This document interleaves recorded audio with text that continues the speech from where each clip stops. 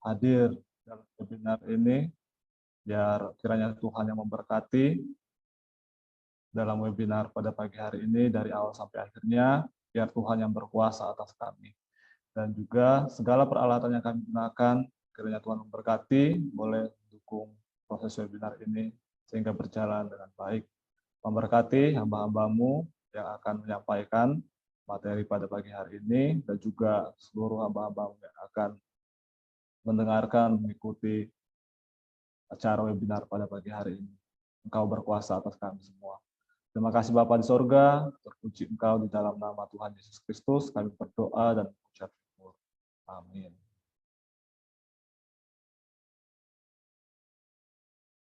Baik, saya kembali mengucapkan selamat bergabung dalam webinar kita pada pagi hari ini untuk Bapak Ibu yang baru saja bergabung. Saya akan memperkenalkan dua pembicara kita pada pagi hari ini. Yang pertama adalah Bapak Dr. Gideon, Magister Teologi, dan Saudari Erika Koswara, Sarjana Teologi. Saya akan membacakan profilnya secara singkat dari kedua pembicara kita. Bapak Dr. Gideon, Magister Teologi, profil pendidikan, menyelesaikan pendidikan S1 dengan gelar Sarjana Teologi di Institut Teologi dan Keguruan Indonesia, Jakarta, atau Seminari Bethel, Jakarta. Pada tahun 2011, menyelesaikan pendidikan S2 dengan gelar Magister Teologi di Sekolah Tinggi Teologi Baptis Indonesia, Semarang. Dan pada tahun 2016, menyelesaikan pendidikan S3 dengan gelar Doktor dalam konsentrasi Teologi Perjanjian Baru di Sekolah Tinggi Teologi Kadesi, Yogyakarta. Profil pengalaman kerja dari tahun 2011 sampai saat ini sebagai dosen tetap di ISTT Kristus Alpha Omega Semarang, dan pada tahun 2015 sampai sekarang menjabat sebagai Ketua Tim Editor penerbit KAO Press yang menerbitkan buku ajar ber-ISBN, dan sejak tahun 2019 sampai sekarang menjabat sebagai Kepala Pusat Penelitian dan Pengabdian Masyarakat atau P3M yang mengelola jurnal CK dan Journal of Theological Student. Untuk pembicara kedua kita, Saudari Erika Koswara, menyelesaikan studi Sarjana Teologi di ISTT Kristus Alpha Omega, Semarang. Saat ini juga sedang melanjutkan studi S2 Magister Teologi di ISTT Kristus Alpha Omega, Semarang. Saudari Erika sendiri bekerja sebagai staf Waket 4 di ISTT Kristus Alpha Omega, Semarang. Demikian profil singkat dari kedua pembicara kita, dan tanpa berlama-lama, mari kita sambut dari pembicara pertama kita, Dr.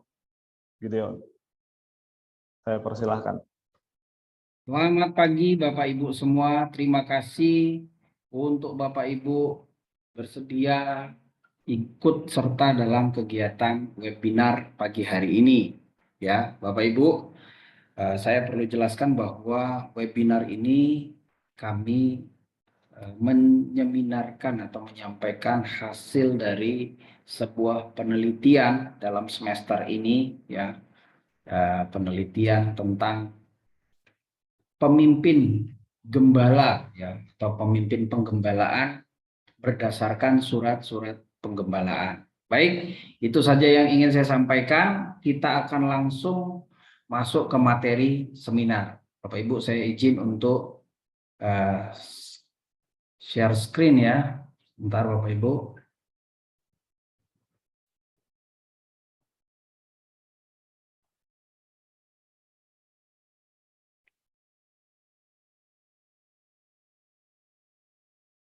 Apakah sudah muncul Bapak Ibu?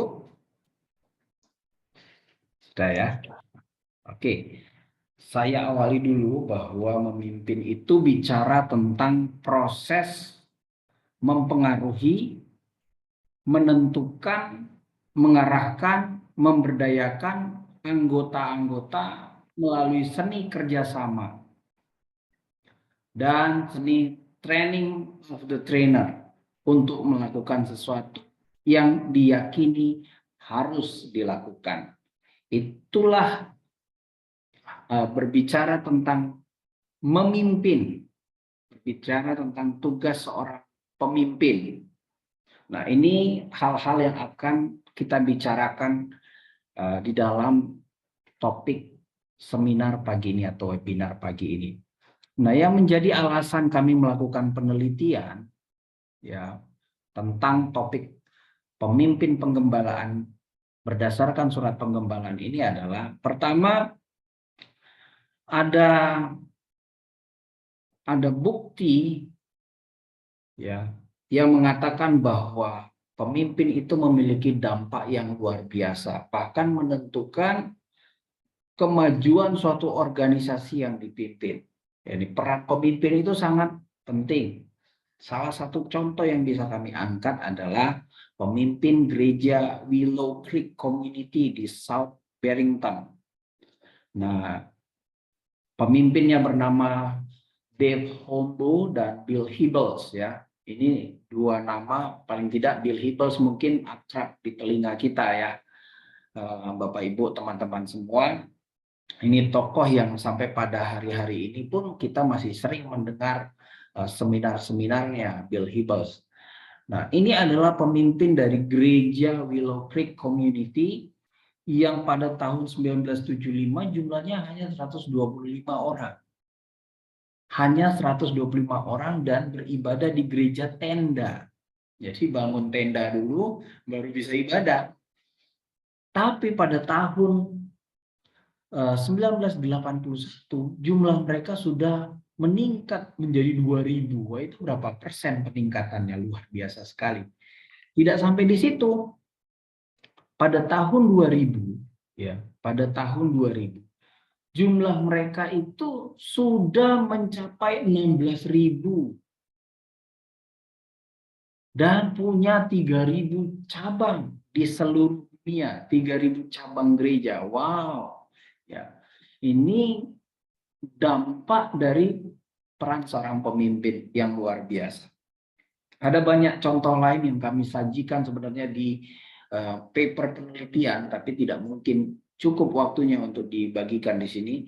Ya, kalau Bapak Ibu nanti punya waktu, mahasiswa-mahasiswa STT Krus Alpha Omega punya waktu, silahkan mengunjungi perpustakaan STT Krus Alpha Omega untuk membaca lebih lengkap hasil penelitian ini. Selain itu, kami melihat ya, kami melakukan observasi, ternyata ada temuan atau bisa kita sebut dugaan, ada pemahaman pemimpin penggembalaan atau pemimpin yang menggembala yang kurang tepat pemahamannya dalam mengerti atau memahami konsep pemimpin dalam gereja. Pemimpin dalam gereja itu tidak sama tentunya dengan pemimpin di lembaga-lembaga sekuler, lembaga-lembaga umum ya. Gereja punya konsep tersendiri. Seorang pemimpin itu harus seperti apa, itu gereja punya konsep sendiri. Nah, kebanyakan orang masa kini menyamakan kedua hal itu. Melihatnya sebagai sesuatu yang tidak ada bedanya. Nah, ada pemimpin gereja yang terus bergulat, berjuang untuk sukses pribadinya. Jadi gereja, tim kerja menjadi sarana untuk mengangkat pribadi si pemimpin sampai di titik puncak. Ada yang memiliki pola seperti ini atau spirit atau konsep seperti ini, sekalipun hal ini tidak pernah dikatakan oleh si pemimpin tersebut, ya, tidak pernah dikatakan oleh pemimpin tersebut. Memiliki bangunan, fasilitas gereja yang megah serta mahal. Ini salah satu bentuk-bentuk yang diprioritaskan. Lebih dari hal-hal yang rohani dalam gereja atau dalam kehidupan kerohanian jemaat. Ada pemimpin yang berjuang untuk membuktikan kebolehannya melalui pelayanan, ya, kebolehannya melalui dia memimpin pelayanan di berbagai tempat atau dia memimpin organisasi di berbagai tempat. Jadi ini sebagai sebuah kebanggaan, sebagai suatu pembuktian kepada rekan-rekan pelayan lain atau orang-orang lainnya. Mereka memandang pelayanan sebagai tangga untuk mencapai kesuksesan pribadinya. Ini ada masalah seperti ini. Jadi kenapa kami melakukan penelitian ini? Karena memang peran pemimpin itu sangat besar dampaknya. Yang kedua, ada masalah seperti ini yang kami temukan ya berdasarkan observasi. Nah, yang ketiga, kalau kita lihat surat penggembalaan ya, yaitu 1 Timotius, 2 Timotius, surat Titus, ini berbicara tentang banyak masalah penggembalaan, sangat banyak complicated ya, kesulitan tentang masalah pelayanan penggembalaan itu sangat banyak. Di sana muncul berbagai macam ajaran sesat dari Yudaisme, Gnostik, dan itu sangat berpengaruh merusak gereja pada masa itu. Ditambah lagi jemaat itu diprovokasi oleh orang-orang tertentu dalam gereja, orang-orang berpengaruh dalam gereja yang tidak suka pada ajaran Paulus dan Timotius. Wah, ini juga masalah besar ya. Ada kelompok jemaat Yahudi dan non-Yahudi tengkar. Ya, di dalam jemaat pun ada pertengkaran. Tidak terjadi pertumbuhan kerohanian jemaat. Walaupun mereka sudah menerima firman, mereka tidak mengalami pertumbuhan jemaat kerohanian. Dan ada banyak orang yang ingin menjadi pelayan tanpa mereka menyadari apa esensi tujuan sebagai seorang pelayan. Mereka hanya ingin menjadi seorang terhormat. Nah, ini banyak masalah dan banyak masalah lain lagi sebenarnya ya yang bisa kita ketahui. Tapi sekali lagi kami tidak bisa menguraikan dalam waktu yang terbatas ini. Kami pesan kepada teman-teman, Bapak Ibu, ya mahasiswa yang ingin membaca nanti membaca lebih lengkap dalam bundle hasil penelitian di perpustakaan. Jadi ada dugaan begini. Diduga nasihat Paulus sebagai seorang pemimpin bagi 2 orang gembala yaitu Titus dan Timotius. Paulus yang punya pengalaman dalam menggembala, mendirikan pelayanan dan memimpin gereja, dia memberikan nasihat kepada Timotius dan Titus bagaimana caranya untuk menyelesaikan permasalahan penggembalaan. Semua itu tertuang dalam surat penggembalaan agar penggembalaan Timotius dan Titus, agar pelayanan penggembalaan Timotius dan Titus mencapai keberhasilan atau kemajuan yang nyata, kata Paulus. Nah, tapi dari nasihat itu semua kami persempit, yang kami akan amati adalah nasihat Paulus tentang bagaimana seharusnya seorang gembala itu memimpin. Itu yang akan kami fokuskan ke sana. Jadi harusnya pemimpin gereja itu harus bagaimana menghadapi permasalahan yang sedemikian rupa rumitnya. Nah, temuan kami diantaranya adalah,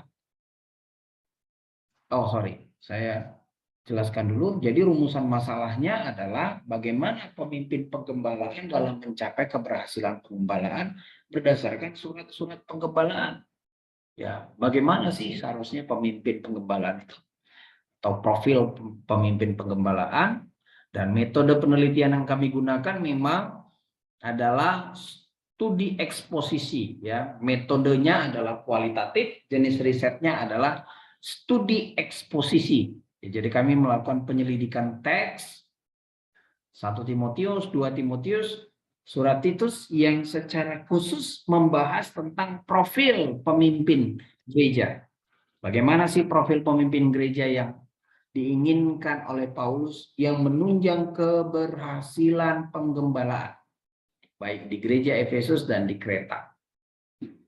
Nah, hasilnya yang kami temukan yang pertama ya, bahwa pemimpin itu harus memiliki keterampilan mengajar. Wah, ini menarik ya, karena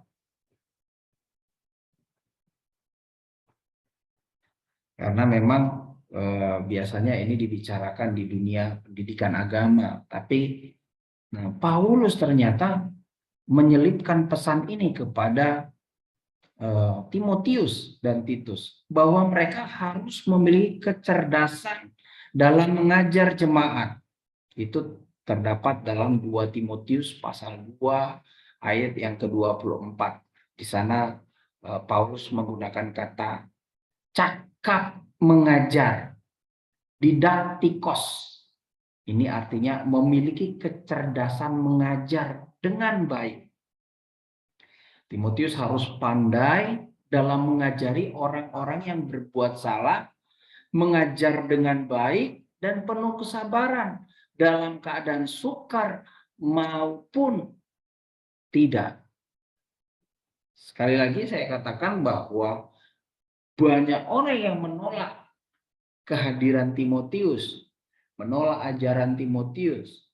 Banyak orang yang rohaninya tidak bertumbuh.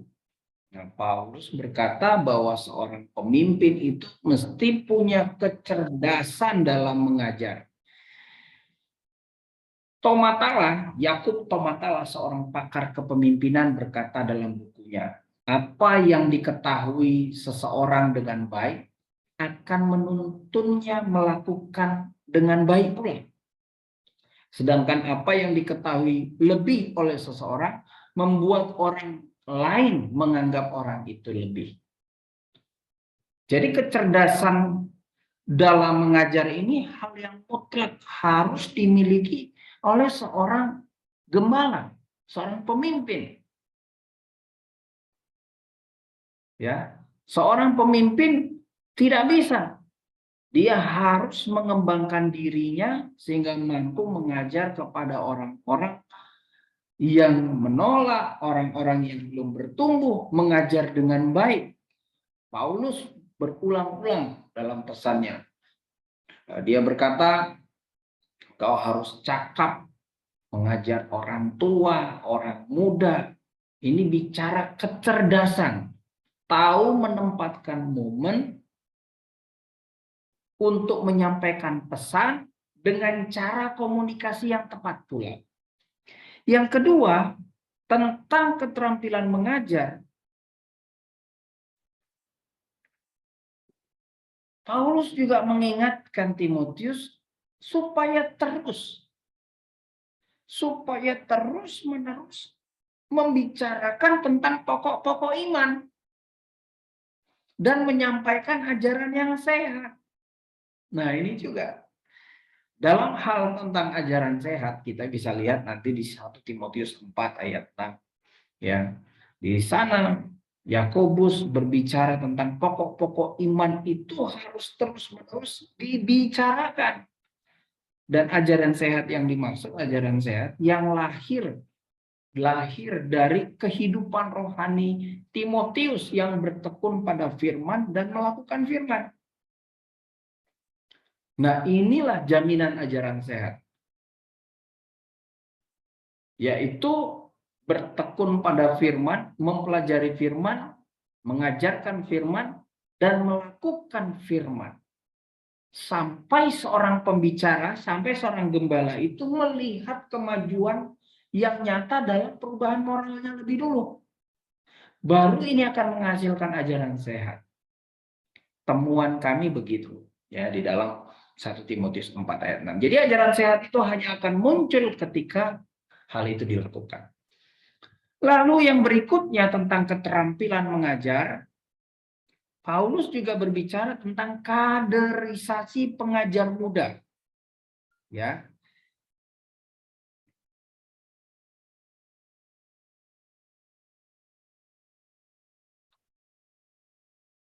Oke. Jadi dalam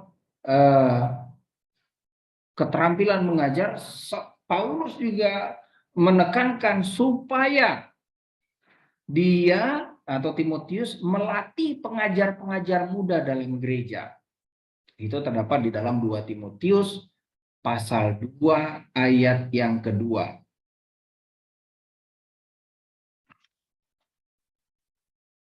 Di situ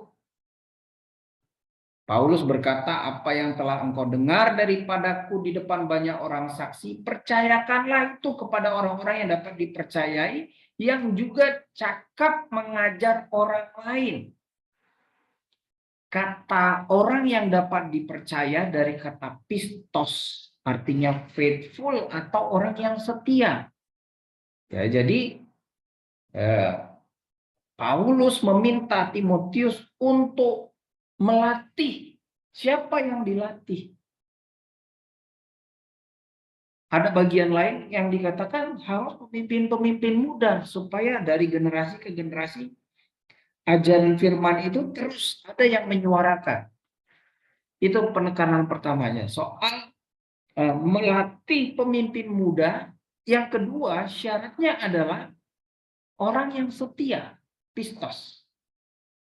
Jadi ini syarat utama ternyata ya. Syarat utama untuk melakukan kaderisasi. John Maxwell dalam bukunya berkata begini, memberikan pengaruh kepada orang yang tidak dapat atau tidak mau memanfaatkannya dengan benar, ya, memberikan pengaruh, memberikan otoritas, memberikan ilmu, memberikan keterampilan kepada orang yang tidak dapat atau tidak mau memanfaatkannya dengan benar adalah pemborosan waktu, pemborosan usaha, pemborosan sumber daya dari seorang pemimpin. Jadi di sini kita penting memperhatikan bahwa dalam keterampilan mengajar perlu memperhatikan pemilihan orang-orang yang akan kaderisasi tadi. Dan satu lagi yang perlu kita ingat bahwa kita akan dapat mengajar dengan baik atau dapat melatih, memberikan ilmu kepada orang-orang yang lebih muda dengan benar, dengan tepat kalau kita pun tidak berhenti belajar. Jadi rahasia melatih orang menjadi lebih baik itu adalah dikatakan di 1 Timotius 4 ayat 11, ayat 13, ayat 16 adalah dengan disiplin belajar dengan baik. Jadi penting ini. Orang yang mau mengajar, melatih orang lain adalah orang yang tidak boleh berhenti belajar. Saya ingat ada dosen saya dulu pernah berkata bahwa orang yang berhenti belajar harus berhenti mengajar. Orang yang sedang mengajar tidak boleh berhenti belajar. Yang terakhir adalah mengajar jemaat dengan cara komunikasi yang sopan. Ya, gembala harus menjadi teladan baik dalam perkataan, perbuatan, dalam kasih, dalam kesetiaan, dan dalam kesucian. Jadi ternyata cara berkomunikasi penting. Pesan firman-Nya luar biasa, ajarannya baik, tapi tanpa cara komunikasi yang baik, maka itu tidak membuat pesan sampai dengan tepat. Leroy Ames dalam bukunya berkata begini, komunikasi yang baik berawal dari hati yang baik. Ya, orang hanya bisa mengkomunikasikan dengan baik kalau hatinya baik. Jadi kalau hati orang itu baik, dia akan mengkomunikasikan apa yang baik. Ini tepat seperti yang firman Tuhan katakan dalam Injil Markus. Apa yang keluar dari mulutmu itu berasal dari hati. Ya, itu kata firman. Ini juga menjadi nasihat Paulus kepada Timotius. Karena ada pengajar-pengajar sesat dalam gereja, ya, yang mengkomunikasikan ajarannya tapi tidak berdasarkan kasih. Hatinya bukan karena mengasihi menegur. Sehingga tujuan dari nasihat itu supaya orang menjadi lebih baik tidak tercapai. Jadi inilah keterampilan mengajar yang dibicarakan oleh Paulus yang harus dimiliki oleh seorang gembala. Yang kedua adalah tentang kemampuan manajerial pelayanan. George Barna dalam bukunya berkata begini, pemimpin yang baik mengembangkan keterampilan manajemen yang baik. Manajemen yang baik itu begini katanya, seorang pemimpin yang baik harus mengembangkan keterampilan manajemen. Apa itu keterampilan manajemen? Dia bilang kemampuan mengobservasi organisasi, mengumpulkan fakta-fakta, melakukan refleksi, bernalar, membuat penilaian agar sampai pada suatu solusi yang menyebabkan kemajuan organisasi. John Maxwell bilang begini, gagal merencanakan sesuatu sama dengan merencanakan sesuatu untuk gagal. Nah, makanya kemampuan manajerial itu penting. Dan ternyata Paulus juga membicarakan hal itu. Paulus meminta supaya pelayanan itu ditata dengan baik. Ada penataan pelayanan dalam gereja. Di sana Paulus mendesak Timotius untuk mengembalikan doa sebagai fokus utama dalam ibadah. Itu salah satu penataan.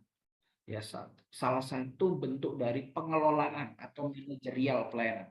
Ternyata doanya, kegiatan doa dalam gereja mulai terabai.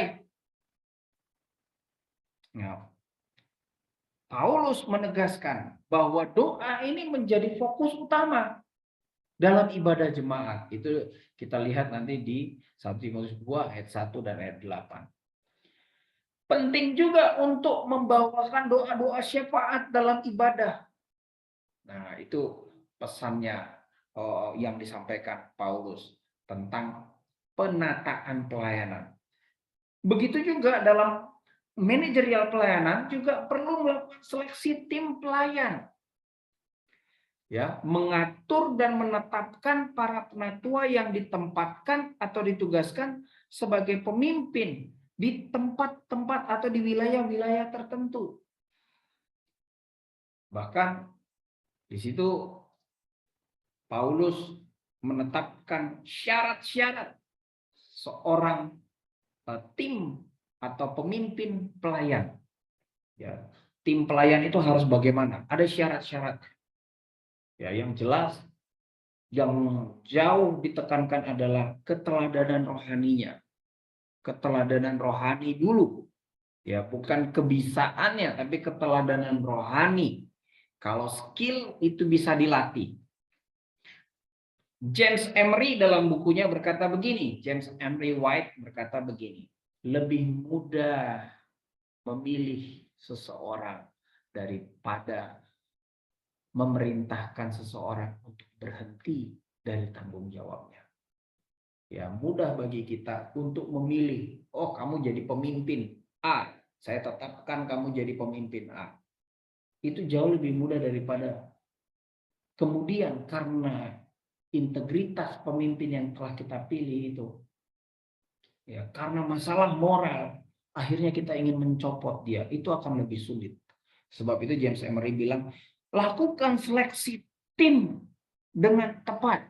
Seorang pemimpin harus membangun hubungan yang dekat dengan orang yang ingin dipilihnya. Tidak boleh pemimpin itu jaim, tapi harus dekat seperti Paulus dengan Timotius.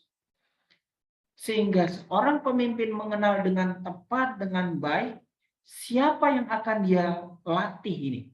Dia seleksi menjadi tim. Dia kenali dengan baik. Kira-kira begitu. Yang terakhir adalah kerjasama tim.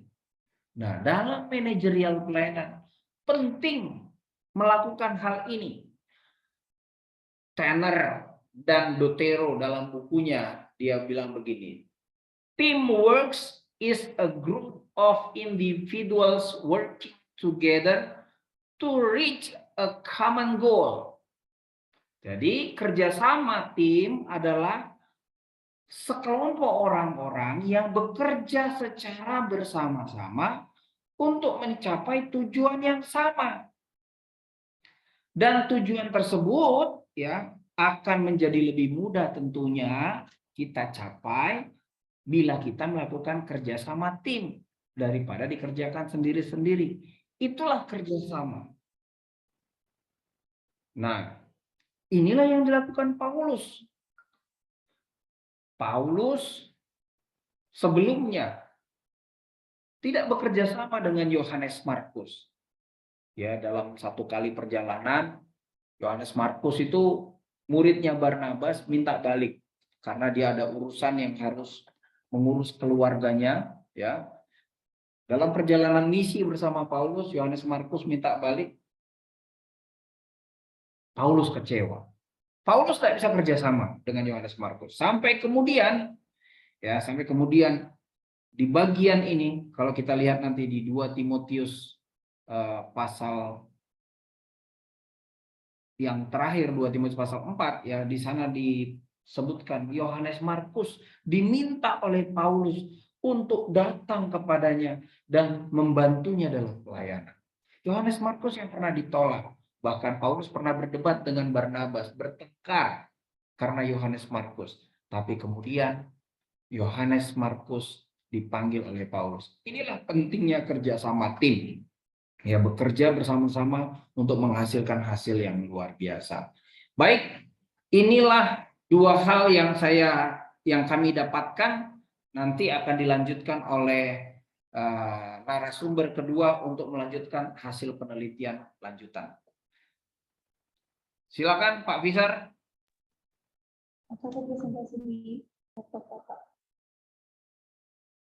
Baik, terima kasih Bapak Dr. Gideon untuk pemaparannya. Bapak Ibu sekalian, saya kembali mengingatkan untuk bisa mengisi form presensi ya yang sudah saya kirimkan di kolom chat. Saya akan kirimkan kembali untuk Bapak Ibu yang baru bergabung. Dan kita akan mendengarkan pemaparan dari pembicara kedua, Saudari Herika. Namun karena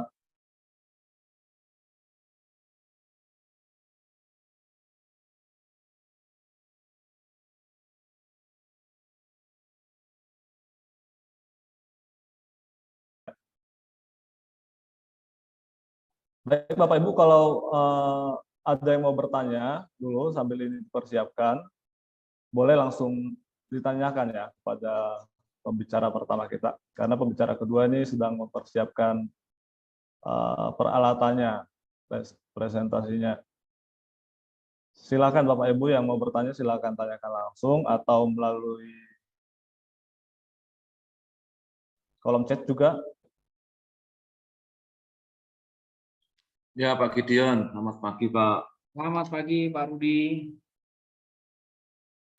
Berbicara tentang pengembalaan, sesuai dengan apa yang diinginkan diteliti, yaitu suatu keberhasilan yang bercermin dari kisah Paulus dengan Timotius di sini, dengan timnya, perlu kita lihat sebetulnya ketika kita mau mengevaluasi apakah keberhasilan itu dilihat dari segi mana. Kalau kita melihat yang Bapak paparkan tadi, itu kan berisi poin-poin bagaimana seseorang bisa melakukan pengembalaan ya, seturut dengan firman-Nya. Lalu pertanyaannya, masalah pengembalaan itu masalah dengan orang-orang, masalah dengan perilaku, yang kita tahu bahwa perilaku itu pasti dipengaruhi. Perilaku bukan statis, tapi dipengaruhi situasi, keadaan, masalah yang ada. Dan biasanya orang yang membantu gembala di dalam proses pengembalaan adalah orang-orang awam, ya, yang bekerja juga di bidang sekuler tentu saja. Bukan hanya full-timer yang berlatar belakang teologi, ya, tapi sebagian besar hampir mereka-mereka ini yang membantu adalah orang-orang sekuler yang bekerja di bidang sekuler juga. Sehingga sangat mungkin perilaku pengembalaannya, perilaku kerohaniannya itu sangat dipengaruhi situasi dan keadaan, ekonomi, bisnis, keuangan, dan banyak hal yang lainnya. Nah, bagaimana kita mengantisipasi itu? Ya, karena yang dibicarakan di firman itu kan lebih banyak kepada hal yang rohani. Tapi seberapa jauh, ya istilahnya variasi atau pengembangan itu di dunia yang sangat sekuler, yang sangat dipengaruhi keadaan dan lingkungan. Seberapa besar kita bisa antisipasi mereka dengan mengatakan ya masih bisa ditoleransi lah. Ya, model pengembalaan PKS saya atau tim saya bidang ibadah dan sebagainya dengan keadaan yang seperti ini. Dan pada sisi mana memang sudah kita tidak bisa toleransi lagi. Dalam artian tadi Anda berkata harus mengeluarkan gitu ya dari tim tersebut, walaupun memang itu sulit, tapi kan seorang pemimpin melihat situasi ini kan harus mengambil sikap supaya tidak menghampiri semuanya, tidak sampai membuat seluruh tim ini rusak. Nah, ini sejauh mana? Ya, batasan-batasannya seperti apa? Tindakan bagi seorang gembala sidang atau pemimpin tertinggi dalam penggembalaan tersebut. Makasih, Pak. Terima kasih Pak Rudi. Saya tidak bisa menjelaskan panjang lebar Pak Rudi, tapi saya akan membicarakan fokus berdasarkan 1 Timotius, 2 Timotius, sama Titus, karena berikutnya akan ada presentasi Pak Rudi. Jadi memang untuk surat penggembalaan tidak ada kasus memberhentikan seorang pelayan, itu yang pertama. Yang ada dibicarakan adalah bagaimana menetapkan pemimpin, pelayan-pelayan, diaken-diaken dalam gereja, ya itu yang dibicarakan di sana, ya. Tapi tidak ada pemberhentian. Hanya Paulus di sana secara eksplisit menjelaskan bahwa syaratnya itu adalah hal-hal yang penekanannya lebih kepada moral, bukan pada skill atau keterampilan. Artinya itu juga menjadi batasan tentunya. Sampai kapan orang itu dapat dipercaya untuk memegang satu jabatan? Berarti penekanannya adalah hal moral. Syarat memilihnya pun hal moral, syarat mempertahankan tentunya secara logik adalah hal moral. Ya, itu kan banyak dirinci di 1 Timotius pasal 3. Apa saja hal moral yang dimiliki seorang pemimpin? Dia punya pengaruh atas keluarganya, ya. Artinya istri dan anaknya bisa menjadikan seorang suami itu kalau dia laki-laki sebagai teladan, pemimpin rohani dalam keluarga. Diterima, didengarkan perkataannya oleh keluarganya. Jadi teladan iman dalam keluarganya. Kira-kira begitu Pak Rudi yang bisa saya jelaskan dari perspektif surat penggembalaan ini. Maksudnya apakah ada batasan-batasan begitu, Pak, secara moral sehingga kita mengambil satu keputusan bila terjadi penyimpangan atau modifikasi model pelayanan tidak sesuai dengan visi misi dari pihak gembala sidang misalkan? Ya, kalau untuk seperti tadi yang Bapak sampaikan, modifikasi pelayanan, ya kan, perbedaan visi misi dengan gembalanya, kasus pemberhentian di dalam surat penggembalaan tidak dibicarakan. Yang dibicarakan adalah syarat penetapan yang baru. Nah, kira-kira begitu Pak Rudi. Tapi kan di judul Bapak ada keberhasilan, Pak. Keberhasilan itu kan ukurnya harus seberapa besar keberhasilannya, seberapa besar kurang, seberapa besar rendah, kan begitu.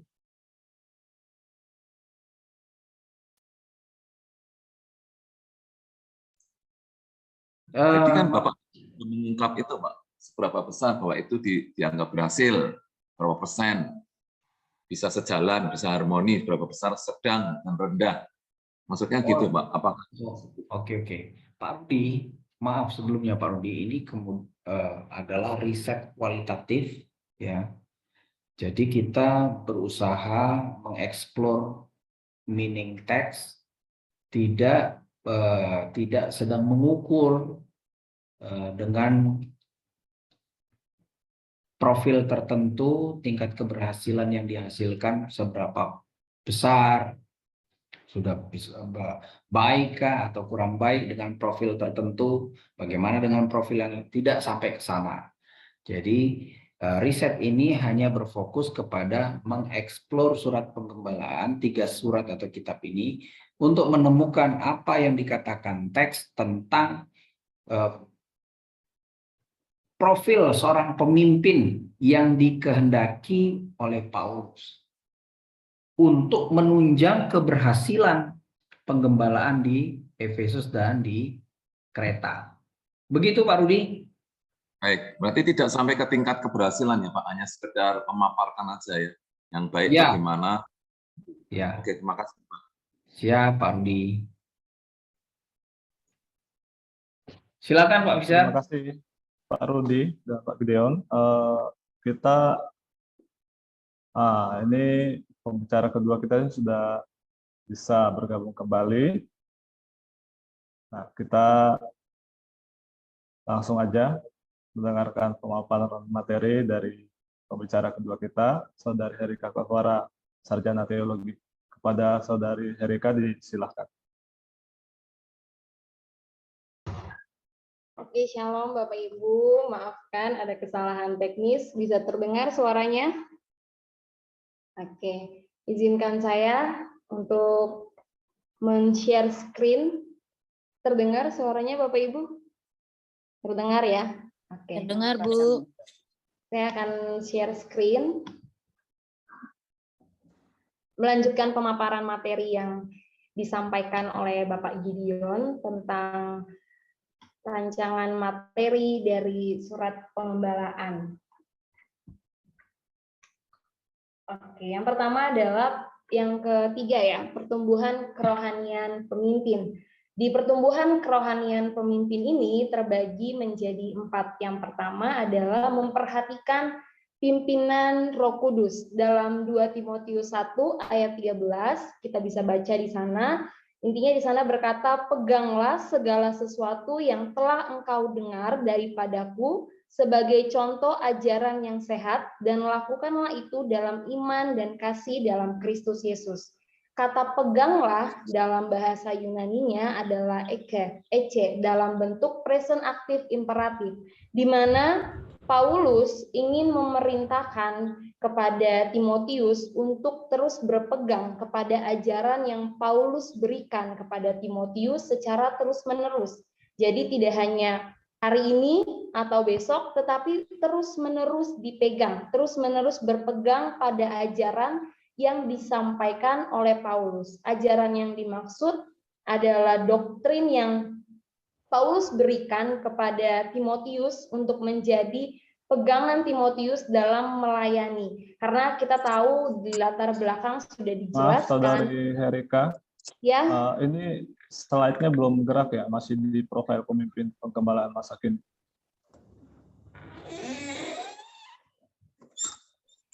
Apakah sudah? Di saya belum. Mana di yang lainnya, apakah sudah? Sebentar. Soalnya di sini sudah berubah. Mungkin agak berat ya PPT atau jaringannya.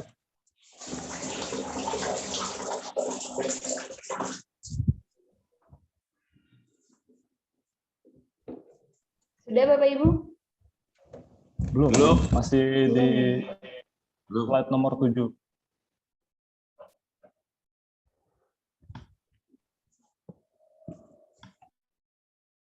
Ini slide nomor 8. Sudah ya? Ya. Oke, saya akan ulangi lagi. Di bagian, sudah berpindah di bagian memperhatikan pimpinan Roh Kudus, PPT-nya Bapak Ibu? Belum. Masih di slide nomor 8. Pertumbuhan kerohanian pemimpin. Apa ya? Mungkin laptopnya agak berat. Biasanya seperti itu, laptopnya kerjanya agak berat, jadi dia. Apakah boleh dibantu Bapak Fisar?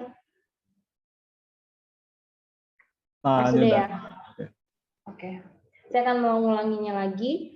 Yang pertama adalah memperhatikan pimpinan Roh Kudus. Dalam 2 Timotius 1 ayat 13, di sana dikatakan, peganglah segala sesuatu yang engkau dengar daripadaku sebagai contoh ajaran yang sehat.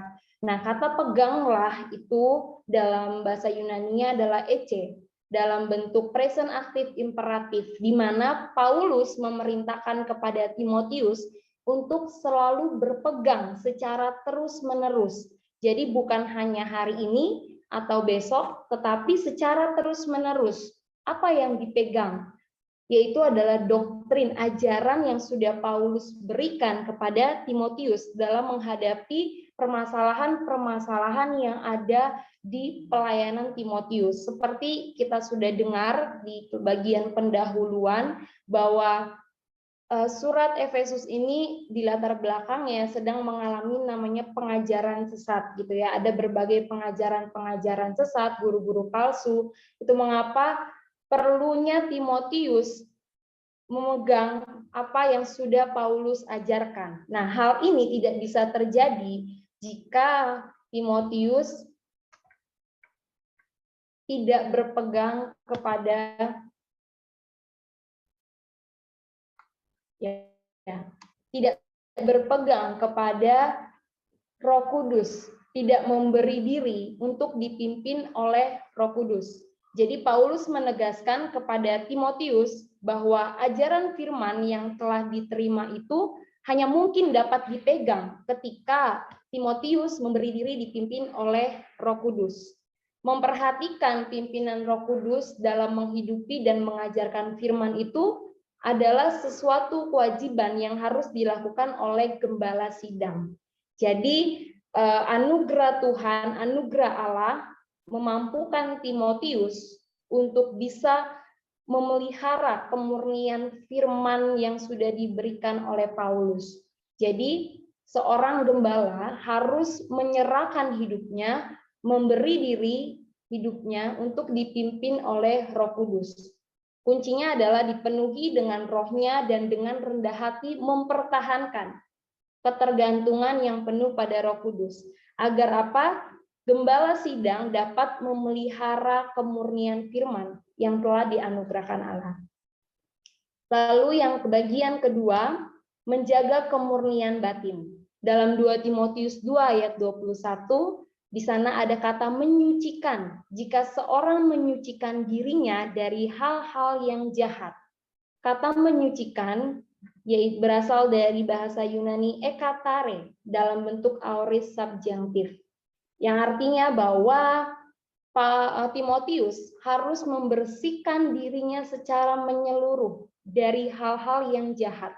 Proses pembersihan yang lengkap yang harus dilakukan segera mungkin, secepat mungkin, gitu ya. Supaya batinnya Timotius ini murni, memiliki kemurnian batin. Jadi Paulus menasihati Timotius bahwa seorang pelayan akan dipercaya Allah untuk mengerjakan pekerjaan yang mulia bila ia selalu bersegera untuk menghindari kekotoran batin dan bersegera berupaya menjaga diri tetap murni. Itu bukan hal yang mudah ya Bapak Ibu. Seorang pelayan ini akan mengerjakan sesuatu yang mulia ketika hidupnya bersih, ketika batinnya murni. Jadi seorang gembala itu harus selalu menjaga kehidupannya kudus di hadapan Tuhan. Dengan tidak menjadi guru palsu yang pandai bersilat lidah.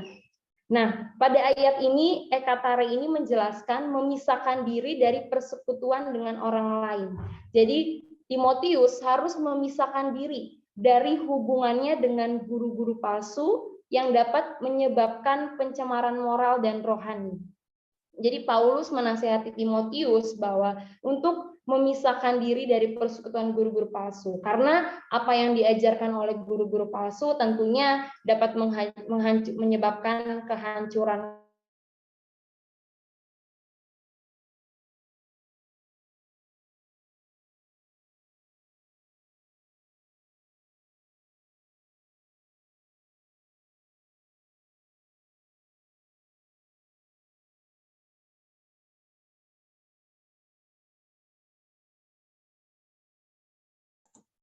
Artinya ini ada masalah jaringan.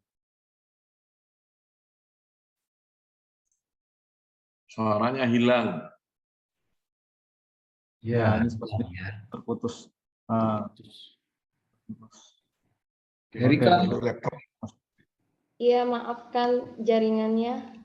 tadi yang Ya, terakhir di sini sedikit, juga. sedikit. Oke.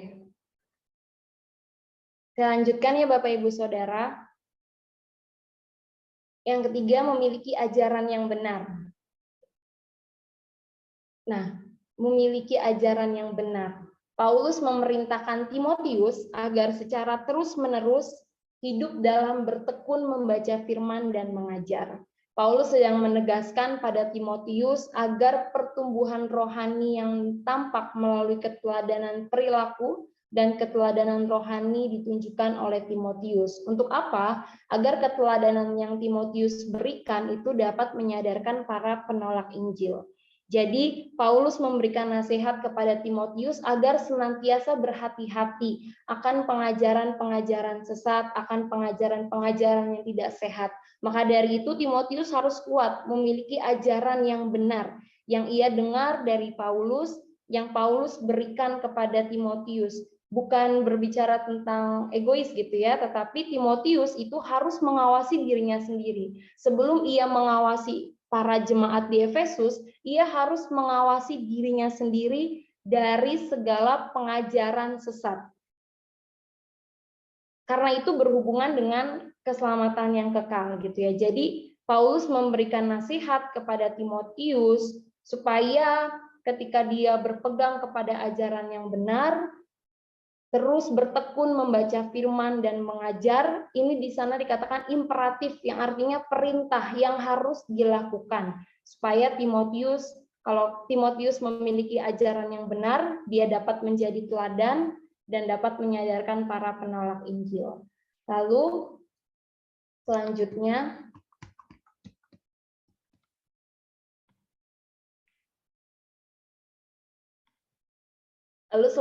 yang keempat adalah konsistensi pendidikan rohani dalam keluarga. Jadi seorang gembala atau penatua harus memiliki anak-anak yang hidup beriman. Hidup beriman ini bukan berbicara hanya tidak bercela dan mempunyai persoalan dengan moral maupun etika, tetapi menunjukkan kepada suatu perubahan dari keadaan berdosa kepada keadaan tidak berdosa, yang artinya seseorang yang hidup beriman itu adalah seseorang yang hidup dalam ketaatan, hidup dalam iman kepada Kristus. Jadi bukan hanya berkata tidak bercela atau dari yang berdosa menjadi tidak berdosa, tetapi hidup di dalam ketaatan dan tinggal di dalam iman Kristus. Menurut Martin Di Belliu berkata bahwa seorang anak penatua itu tidak boleh arogan, bukan seorang pemarah, bukan peminum anggur, bukan orang yang selalu membuat kerusuhan dan percecokan.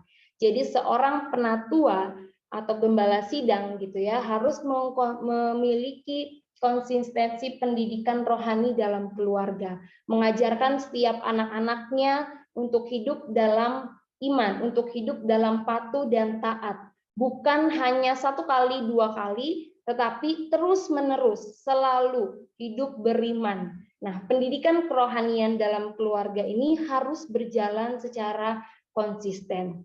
Mengapa demikian? Karena seorang gembala itu akan disorot segala aspek kehidupannya, baik keluarganya, baik rumah tangganya, maupun kehidupan pribadinya. Jadi pentingnya seorang gembala mengajarkan kepada keluarganya tentang pendidikan rohani yang secara konsisten untuk hidup dalam ketaatan dan tinggal di dalam iman kepada Kristus. Yang kedua, itu bagian kedua, sikap pemimpin hamba. Yang pertama adalah sikap tunduk pada otoritas. Di sana dikatakan bahwa Paulus menggunakan kata kuperingatkan di dalam 2 Timotius 1 ayat 6. Berarti hal ini adalah hal yang sangat penting. Tidak mungkin Paulus itu secara berulang-ulang memperingatkan kepada Timotius jika Timotius tidak memiliki ketundukan pada otoritas. Jadi ketundukan yang Timotius miliki adalah hal yang terpenting dalam ia terus berpegang pada ajaran doktrin yang diajarkannya. Nah, tidak mudah untuk memperingatkan seseorang yang tidak memiliki hati untuk tunduk pada otoritas. Nah, dari sini kita bisa belajar bahwa Timotius itu memiliki sikap yang tunduk pada otoritas. Paulus juga menjelaskan bahwa Timotius bukan hanya sekedar tunduk pada otoritas, yaitu Paulus, tetapi dia juga harus menghormati penatua yang ada. Jadi tidak memandang rupa dan memihak, karena seorang gembala akhirnya tidak merendahkan hatinya, gitu ya. Di sini kita berkata bahwa pemimpin hamba, tentang hamba, gitu ya. Jadi sikap rohani yang ditegaskan oleh Paulus adalah ketundukan pada diri Timotius atas otoritas. Jadi seorang gembala harus memiliki sikap tunduk pada otoritas. Lalu yang kedua, kerelaan menderita demi pekerjaan Tuhan.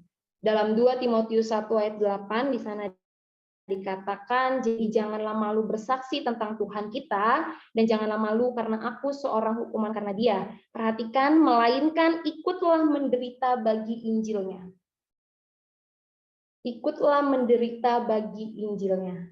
Seorang gembala itu harus mau menderita bagi Injilnya, bagi pekerjaan Tuhan. Jadi Paulus bukan hanya meminta Timotius untuk bersimpati akan penderitaan yang Paulus alami, tetapi Paulus mengajak Timotius untuk saling mendukung, saling menolong, untuk mau menanggung penderitaan yang Paulus alami, yang Paulus hadapi disebabkan oleh Injil. Nah, Paulus mengajarkan ketika Timotius menghadapi itu di Efesus, Paulus juga berharap bahwa Timotius mau menderita juga untuk memberitakan Injil. Kata menderita yang digunakan oleh Paulus ini memberikan sebuah pesan kepada para gembala dan pemimpin gereja bahwa hidup pelayan Tuhan itu harus bersedia diperhadapkan dengan keadaan yang tidak enak, gitu ya. Ketika dicemooh, ketika dicaci maki, ketika mungkin dilecehkan orang lain, dijatuhkan orang lain, tetapi tetap mau menderita demi pekerjaan Tuhan. Di dalam NIV mengatakan berjuanglah dalam perjuangan iman yang benar, under a great strain, di bawah tekanan yang besar sekalipun mau tetap berjuang.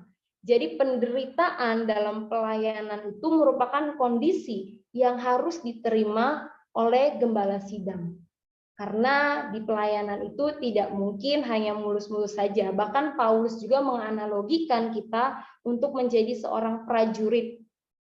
Mengajarkan kepada Timotius untuk menjadi seorang prajurit yang tidak mementingkan dirinya sendiri, mau menderita untuk kepentingan tuannya. Jadi kerelaan menderita itu tidak hanya berbicara tentang cemooh, caci maki gitu ya, tapi bagaimana kita mau berjuang di bawah tekanan yang besar sekalipun.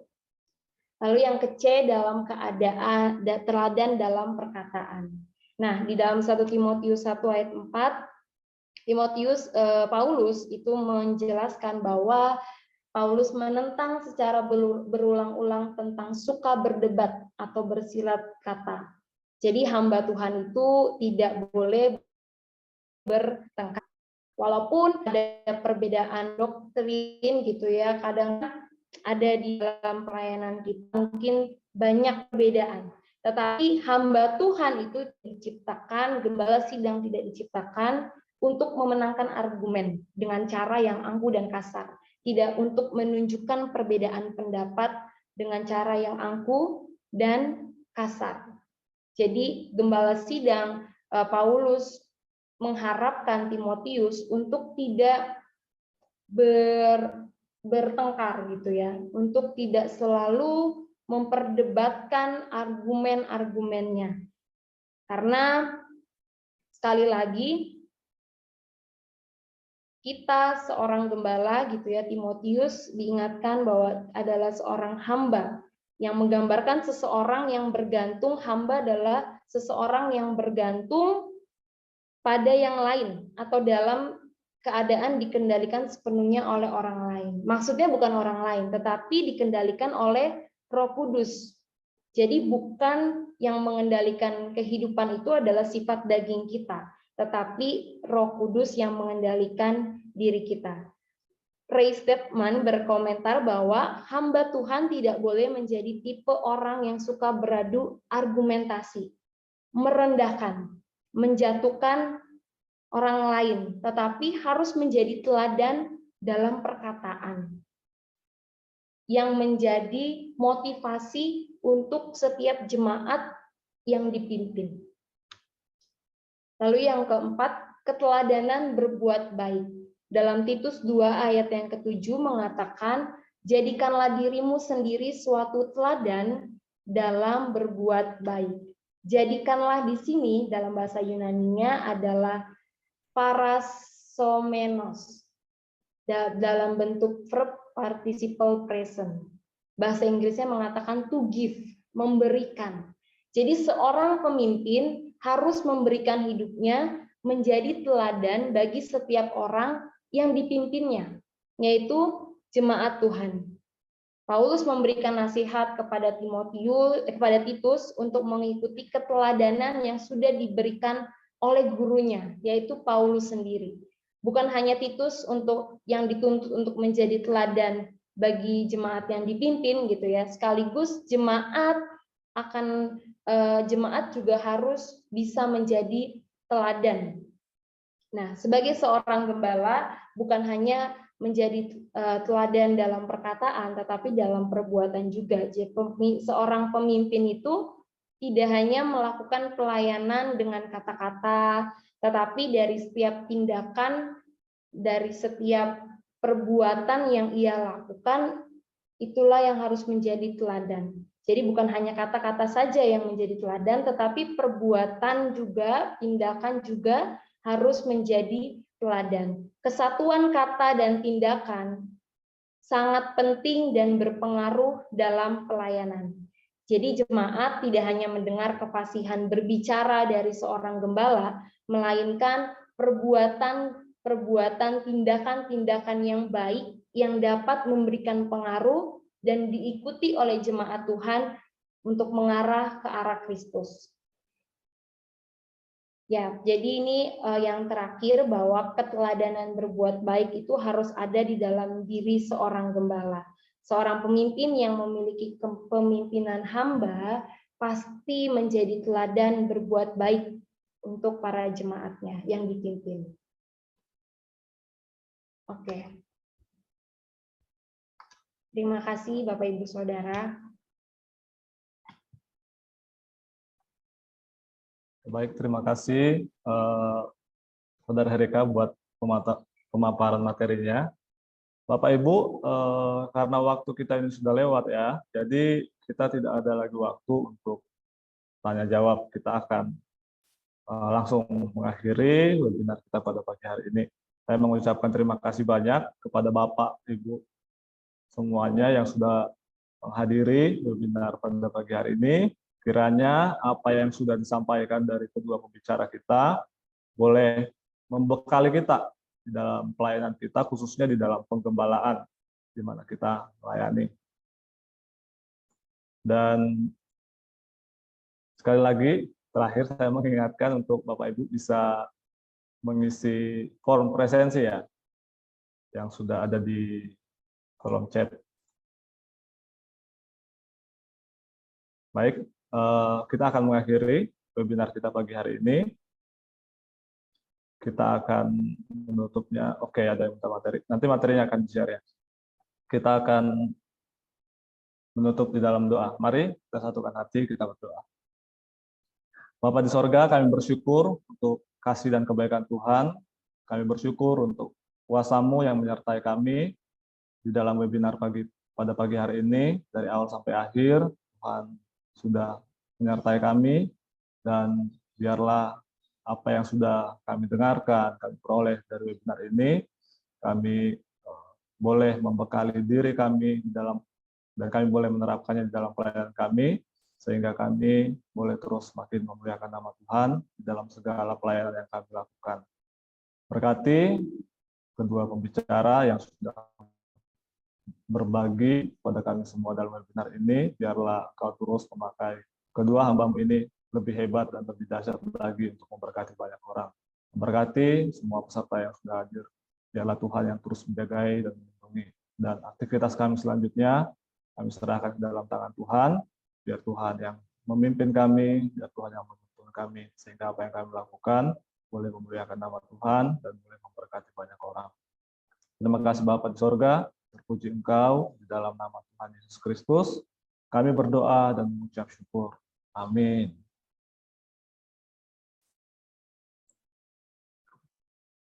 Terima kasih Bapak Ibu.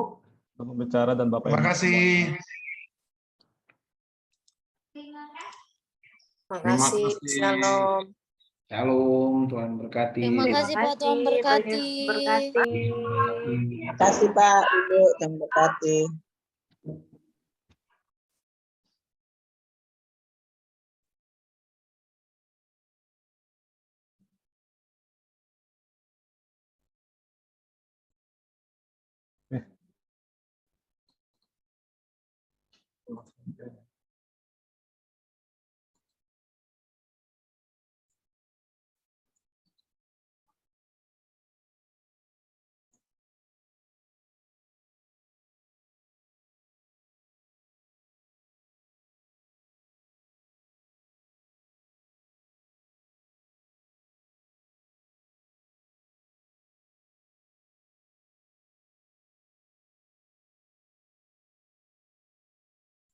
Ini tadi yang minta materi Pak Horas ya. Udah live.